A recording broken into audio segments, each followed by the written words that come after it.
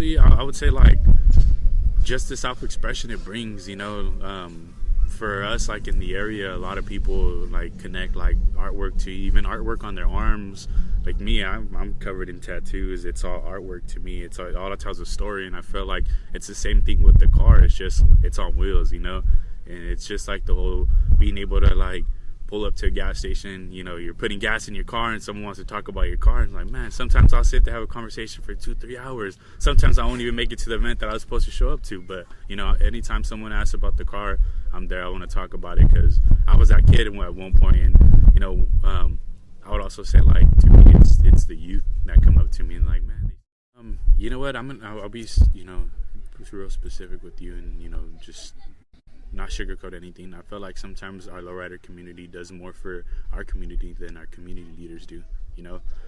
There's been a lot of events, like different clubs, not just as us, you know. I don't want to just have the shine on us. Yeah, I would love to, but I'll give credit to where it's due as well. You know, a lot of other clubs, they put on events, whether it's like for farm workers, you know, farm workers, just kids in general and stuff like that. And like, we've teamed up with other clubs as well during the whole time when the floods happened right here in Pajaro last year.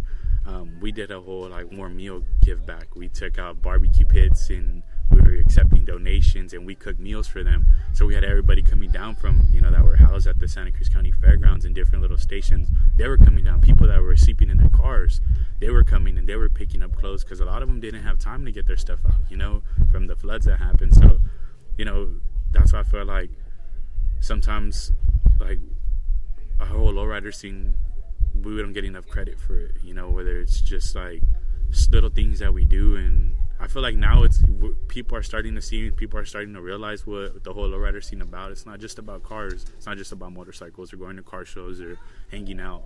It's like you get back to your people when you have the chance to, you know. So that's what I say. Our guys like, and I'm not, you know, just talking specifically my club, but everybody in general does a lot for the community. Like as far as like the mentorship, I give the full credit to my dad. You know, he showed me the game. I tell this to everybody. I'm like, he showed me the game. I just took off running with it. You know, he introduced me to it, but I feel like one day I'm gonna be like a pretty big name in the game. You know, so that's the hopes. You know, and I feel like he sees it too already. As far as the low riding, like the cars wise, it was my father, but like when it comes to the motorcycles, it's a whole different person. You know, so who's that? So I would say, you know, my club brother, he actually just passed away. I want to say it's going to be 2 years in April. Mm-hmm. So it's my club brother Angel, known as Stopo. So I just want to give a chance to say long live my brother. Mm-hmm. So I would say like when it came to motorcycles, it was him. He would show up to my house on his motorcycle, and I was always interested to him because I built lowrider bikes when I was a kid. So to me, like a lowrider bike and a motorcycle, it kind of has the same thing, just with the motor, you know. So he'd always like come around like, hey bro, like let's get a motorcycle. I'm like, man, I can't do it, bro. Like, you know, give me some time. So one day I was like, you know what, bro, let's do it. Like I found the bike. I had been saving up, found the motorcycle I wanted. I didn't even know how to ride the thing.